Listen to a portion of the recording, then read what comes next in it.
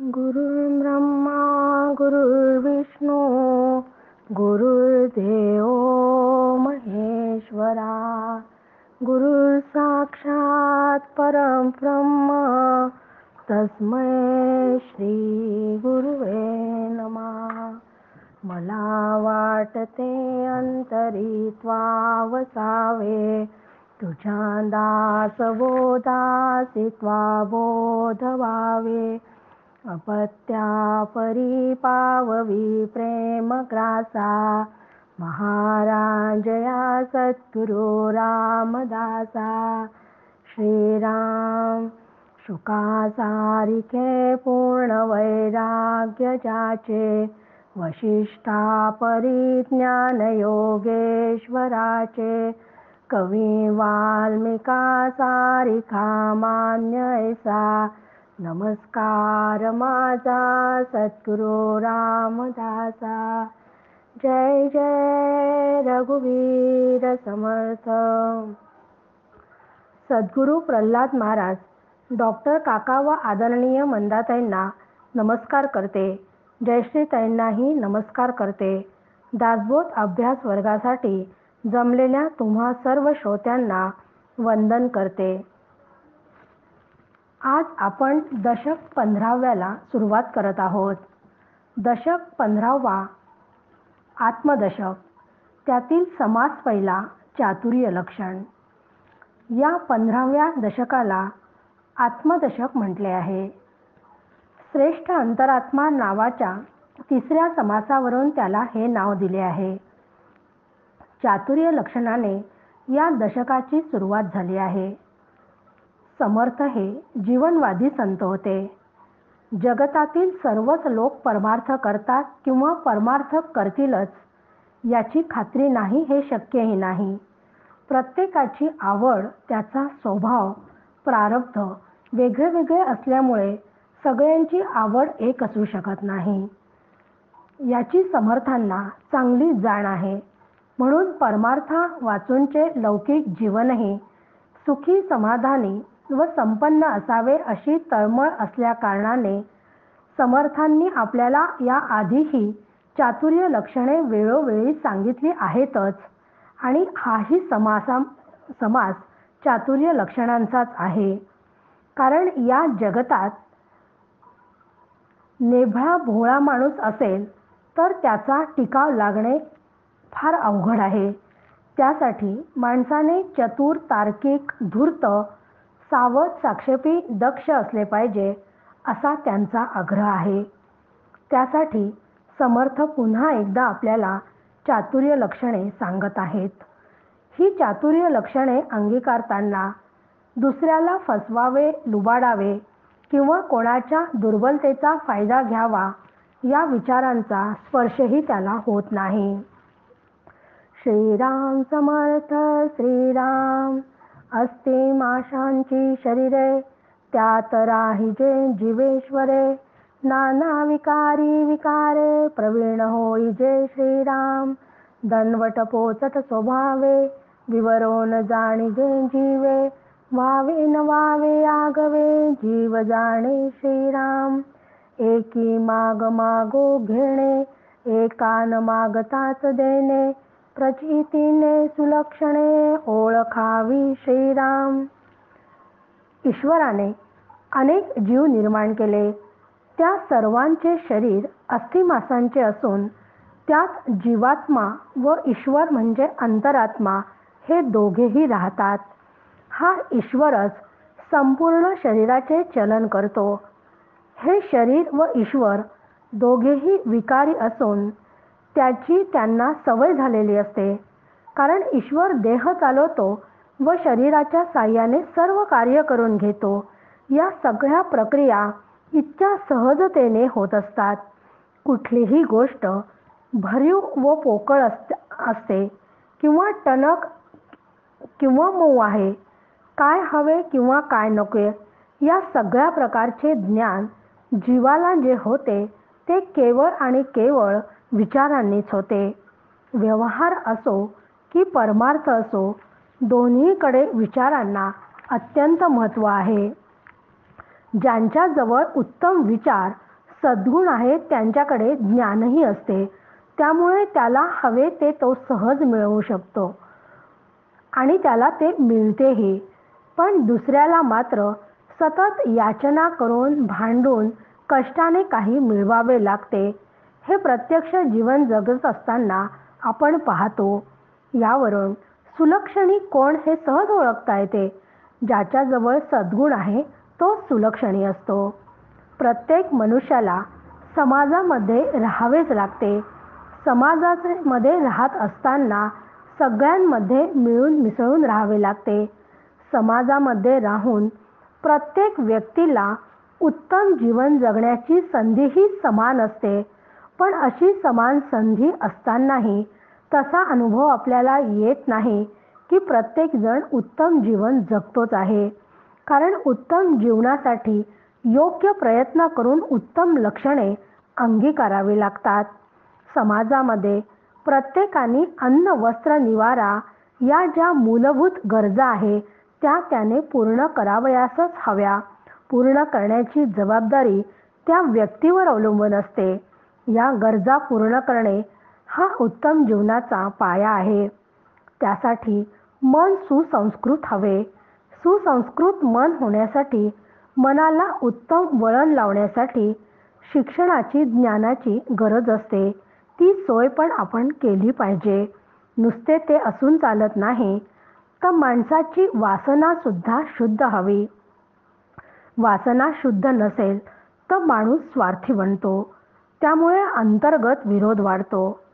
वासना शुद्ध होण्यास बुद्धियोगाची अत्यंत जरुरी आहे.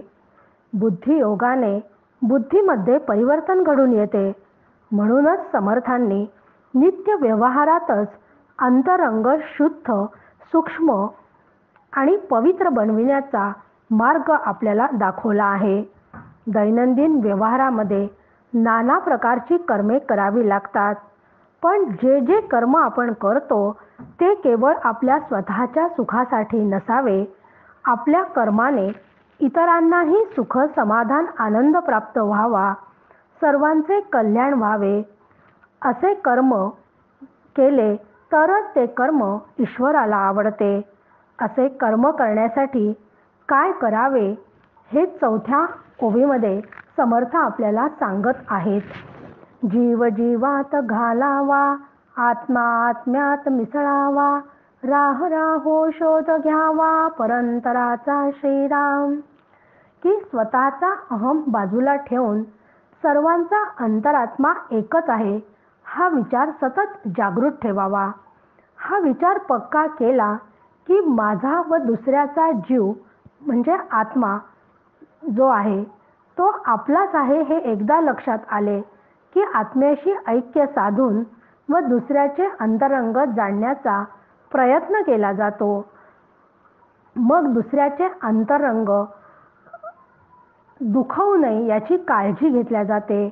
कारण प्रत्येक जण सुखाच्या शोधात असतो.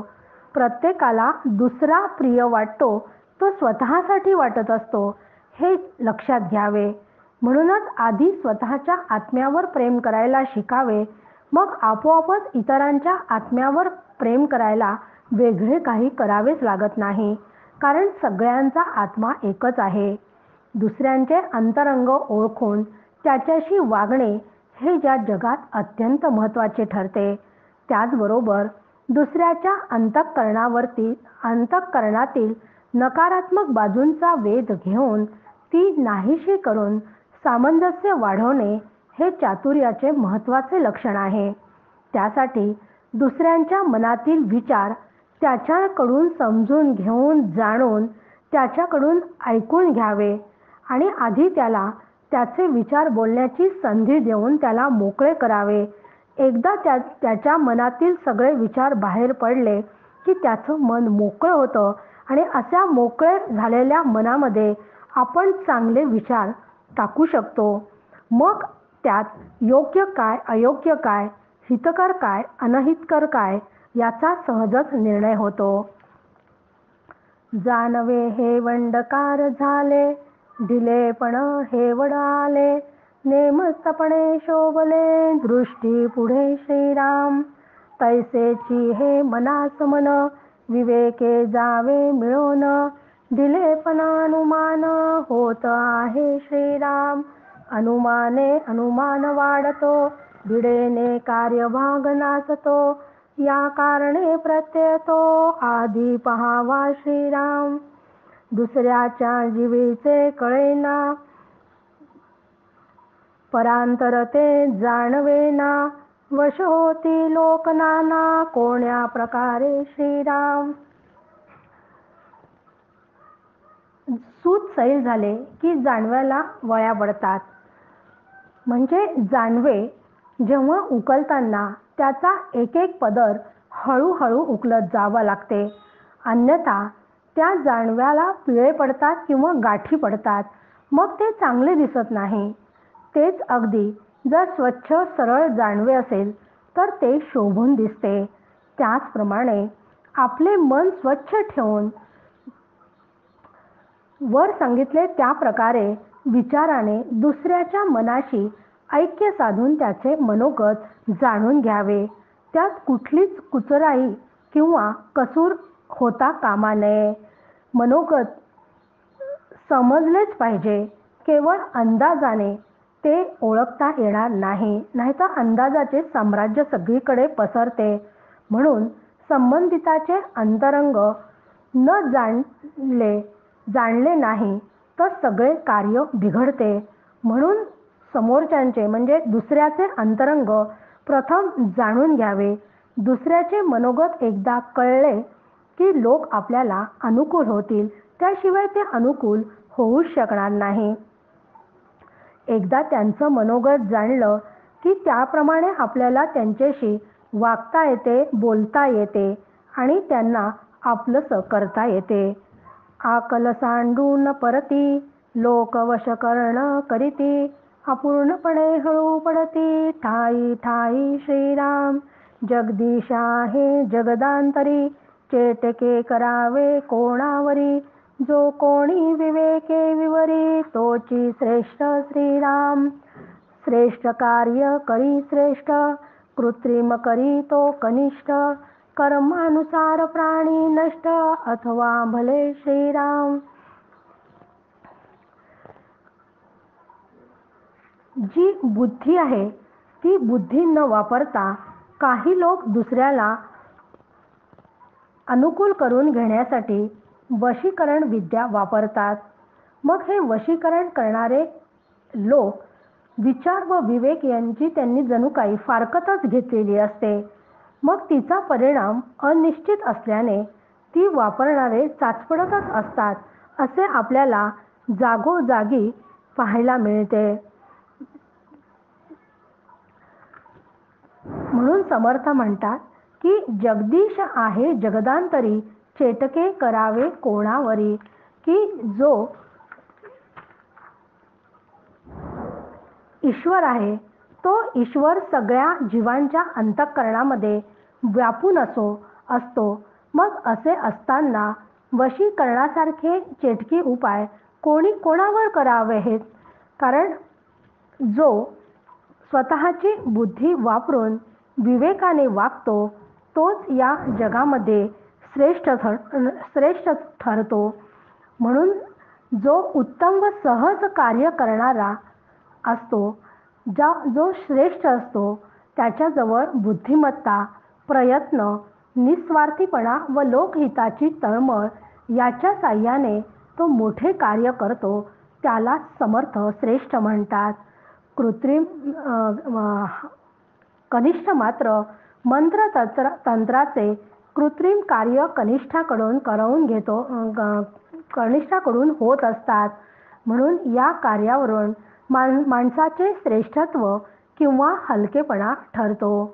राजे जाती राजपंथे, चोर जाती चोरपंथे, वेडे टके अल्पस्वार्थे, मूर्खपणे श्रीराम.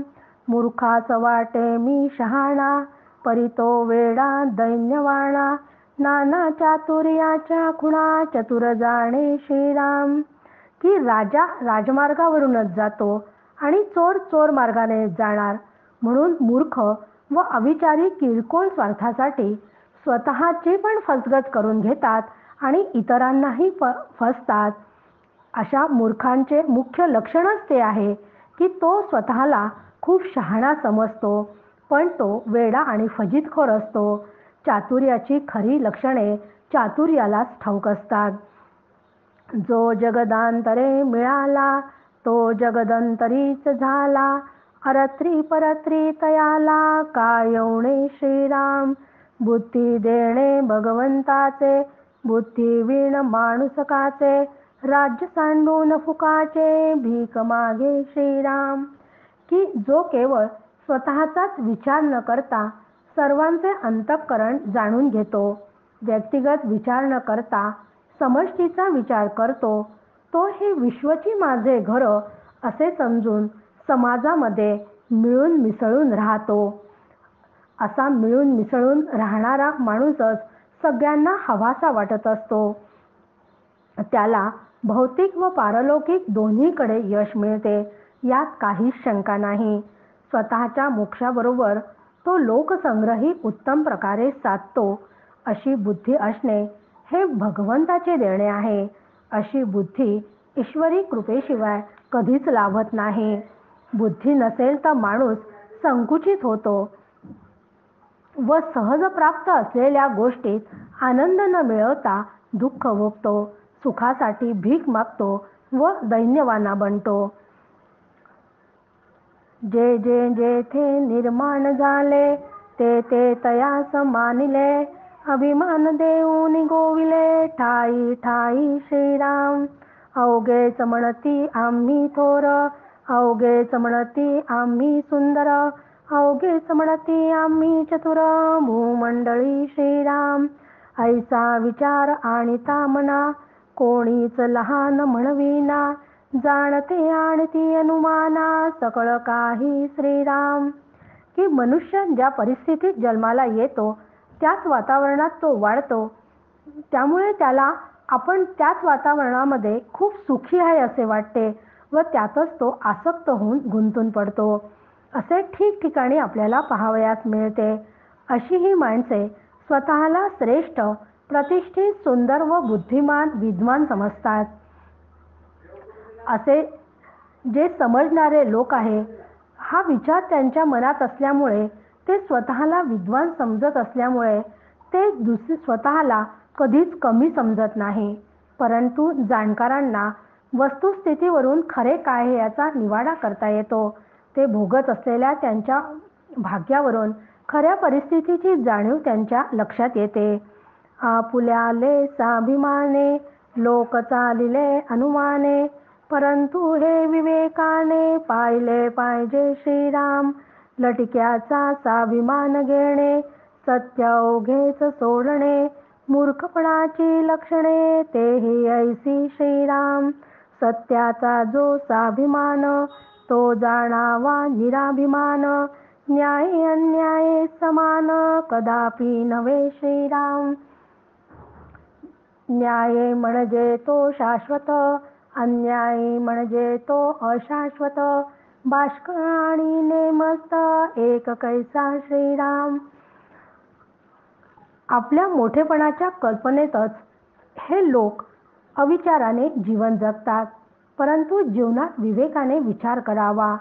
परंतु अविचाराने ते वागून त्याचा अभिमान धरल्यामुळे हिताचा मार्ग ते सोडून देतात. हे मूर्खपणाचे लक्षण आहे.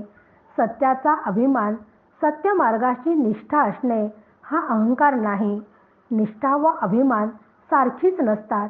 ज्याप्रमाणे न्याय व अन्याय दोन्हीही कधी समान नसतात. न्याय ही माणसाची शाश्वत गरज आहे. अन्याय करणाऱ्याला कधी कधी तात्पुरती मान्यता मिळूही शकते, परंतु खरी प्रतिष्ठा, लोकमान्यता न्यायालाच मिळत असते. समजा एखादी व्यक्ती अगदी नीटनेटकी व्यवस्थित काम करते व दुसरी अत्यंत वेंधळ्यासारखी काम करते. घरात पाहुणे आले तर त्यांना पिण्यासाठी पाणी नेऊन द्यायचे कोणी सांगितले तर गडबडीने पेला रॅकमधनं काढताना दुसरा पेला खाली पाडतो. ग्लासात पाणी भरताना जमिनीवर पाणी त्याच्या हातून सांडते. बैठकीत पाणी नेल्यावर टेबलाचा धक्का लागतो असं वेंधळ्याने काम करणाऱ्यांना कधीच नीट व्यवस्थित काम करणाऱ्यांचा दर्जा प्राप्त होऊ शकत नाही. एक उघड भाग्य भोगिती, एक तस्कर पळून जाती, एकांची प्रगट महंती, एकाची कानकोंडी श्रीराम. की जे चतुर असतात ते त्यांच्या कर्तबगारीने कुठलेही काम न्यायाला धरून अत्यंत नीटनेटके करतो, तो सहजच भाग्य भोगतो. व जे अन्यायी वेंधळासारखे वागतात, असे मूर्ख असतात, ते दुसऱ्यांचे भाग्य पाहून जळफळतात. स्वतःचे काम चांगले नसले तरीही दुसऱ्यांना मात्र नावे ठेवतात व आपल्यावर समाज कसा अन्याय करतो म्हणून समाजाच्याच नावाने बोटे मोडतात. खऱ्या महंताचे कार्य उघडपणे समाजाला दिसते म्हणून त्याच्या कामाला सहज मान्यता मिळते व दुसरा जो ढोंगी तोतया महंत असतो त्याला मान खाली घालावी लागते. हजारो खटपटी करून केविलवाणी अवस्थेत महंती अशा खोट्या माणसांना चालवावी लागते. आचार विचारे विण, जे जे करणे तो तो क्षीण, धूर्त आणि विचक्षण तेची शोधावे श्रीराम. उदंड बाजारी मिळाले, परी ते धूर्तची आळिले, धूर्तापाशी काही नचले, बाजाऱ्यांचे श्रीराम. या कारणे मुख्य मुख्य, तयासी करावे सख्य, येणे करिता संख्य, बाजारी मिळती श्रीराम. की न्यायनीती व धर्माचा विचार व तसा आचार नसताना केलेल्या महंतीने पदरामध्ये केवळ शीनच पडतो. म्हणून माणसाने बुद्धिमान चतुर असलेल्या महंताचा शोध घ्यावा. कारण चतुर जो महंत असतो त्याचे आचार विचार शुद्ध असतात आणि असे आचार विचार शुद्ध असणारा जो चतुर महंत असतो तो हजारो सामान्य माणसे एक झाली तरी त्यांना हा चतुर माणूस बुद्धिमान असल्यामुळे चातुर्याच्या जोरावर संघटित करतो, त्या सर्वांना स्वतःच्या स्वाधीन ठेवतो. त्या सामान्य लोकांना या चतुराच्या मार्गदर्शनाशिवाय काहीच करता येत नाही. म्हणून चतुराने सर्व क्षेत्रातील जे बुद्धिमान असतात त्या नेत्यांशी संधान बांधावे. त्यामुळे सहजच त्याच्या स्वाधीन असलेल्यांचा त्याला पाठिंबा मिळतो. धूर्तासी धूर्तची आवडे, धूर्त धूर्तीच पवाडे, उगेची हिंडती वेडे, कार्ये विण श्रीराम. धूर्तासी धूर्तपण कळले, तेने मनास मन मिळाले, परी हे गुप्त रूपे केले, पाहिजे सर्व श्रीराम. समर्थांचे राखता मन, तेथे येती उदंड जन, जन आणि सज्जन आर्जव करीती श्रीराम. ओळखीने ओळखी साधावी, बुद्धीने बुद्धी बोधावी, नीती न्याये वाट रोधावी, पाषांडाची श्रीराम. ही चतुराने चतुराला पटकन ओळखावे आणि त्याच्याशी मैत्री करावी, त्याच्याशी सख्य करावे. असे सख्य केले तर एका चतुराने दुसऱ्या चतुराशी संबंध जर वाढले तर काय होते की ते संबंध वाढल्यामुळे ते एकत्र येऊन चांगले कार्य करू शकतात. पण मूर्ख जे असतात ते काहीही न साधता नको त्या लोकांशी संबंध वाढवतात आणि उलट अजूनच कार्याचा विचका करतात. म्हणून एका चतुराला दुसऱ्या चातुर्य असणाऱ्याचे चातुर्य पण लक्षात घेतले की दोन्ही चातुर्याची लक्षणे असणाऱ्या दोन व्यक्ती एकत्र आल्या की त्यांचे मनोमिलन झाले, म्हणजे मनास मन मिळाले असे इथे आपल्याला सांगतात आहे. पण ही युती कोणाच्याही डोळ्यात न भरता व्हावी, म्हणजे आपले कार्य गुप्तपणे करावे, आपली मैत्री इतरांच्या लक्षात येऊ नये. कारण त्याला जर गटबाजीचे स्वरूप येऊ नये, मग गटबाजीचे स्वरूप आले तर त्यांच्या हेतूविषयी समाज साशंक होऊ शकतो. म्हणजे मग त्यांनी दोघांनी मिळून घेतलेल्या निर्णयावर काही शंका हे लोक घेऊ शकतात. म्हणून एकदा चतुर भाग्यवंताला आपण अनुकूल करून घेतले की त्याच्याबरोबर त्याचे इतर अनुयायी आपोआपच आपल्याला येऊन मिळतात आणि सामान्य माणसे आपलीशी झाली की सामान्य व सज्जन लोक नम्रतेने आपल्याशी सुद्धा बोलू लागतात. अशा ओळखीने ओळखी वाढत जातात. बुद्धिमंताला अधिक बोध करावा व न्यायनीतीच्या प्रचाराने पाखंडी लोकांना मात्र पाखंडी लोकांचा पायबंद करावा. वेश धरावा बावळा, अंतरी असाव्या नाना कळा, सगट लोकांचा जिवाळा, मोडू नये श्रीराम. खूप विचार करणारी ओवी आहे. इथे सांगितले की वेश धरावा बावळा. कारण आता आपण पाहतो की आता वस्त्र खूप भारी भारी घेण्याची खूप प्रथा आहे. म्हणजे सुंदर ड्रेस असला की आपलं इम्प्रेशन पडेल असं लोकांना वाटते. पण समर्थ इथं त्यासाठी आपल्याला सावध करतात आहे की किमती वस्त्र नेसून खूप चांगले चांगले वस्त्र फॅशनेबल घालून इम्प्रेशन कधीच पडत नाही.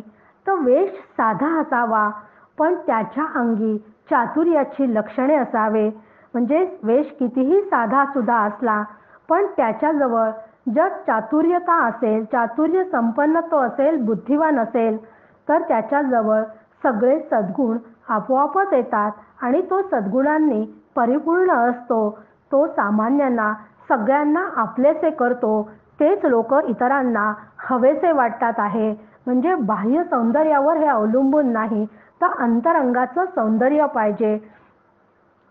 निस्पृह आणि नित्य नूतन, प्रत्ययाचे ब्रह्मज्ञान, प्रगट जाणता सज्जन, दुर्लभ जगी श्रीराम.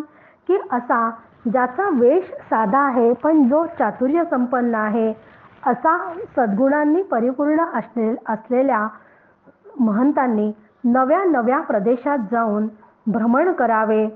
लोकांना त्यांना जो अनुभव आलेला आहे तो अनुभव कथन करावा. त्यांना जी ब्रह्मविद्या आत्मसात केलेली आहे ती ब्रह्मविद्या इतरांनी सुद्धा आत्मसात करावी त्यासाठी बोध करावा. आणि अशी महंती करणारा, देशकाल प्रसंग जाणणारा, नीतिमान व सज्जन असणारा या जगामध्ये अत्यंत दुर्मिळ आहे. म्हणून वेदांत शास्त्र, संत वाङ्मय, पुराणे, संत चरित्रे, पोथ्या इत्यादींचे पाठपाठांतर महंताचे सतत असावे. आणि ते पाठपाठांतर असून त्यामुळे त्यांनी अनेकांच्या समस्या समजून घेऊन त्यांना शास्त्रधारपूर्वक संतुष्ट करावे. त्यांना शास्त्राचा आधार देऊन त्यांच्या शंका निरसन कराव्या. त्या सर्वांमध्ये मिसळून दूर दूर संचार करावा.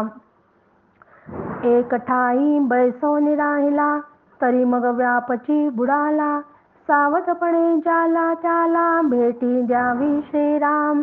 भेट भेटो उरी राखणे, ही चातुर्याची लक्षणे, मनुष्य मात्र उत्तम गुणे, समाधान पावे श्रीराम.